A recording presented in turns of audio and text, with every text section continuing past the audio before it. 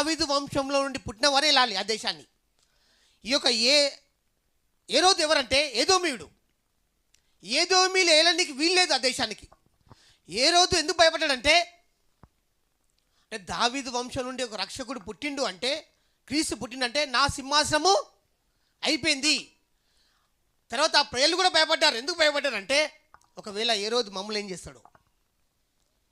కానీ దేవుడు పుట్టిన అందరికీ కూడా తెలుపబడాలి. ఆమేన్, హల్లెలూయా.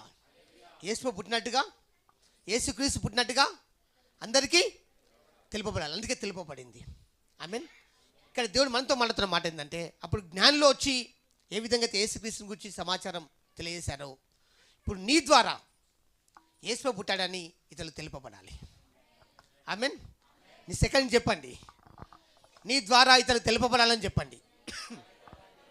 నీ ద్వారా ఇతరులు తెలుపబడాలి యేసు జన్మించాడు.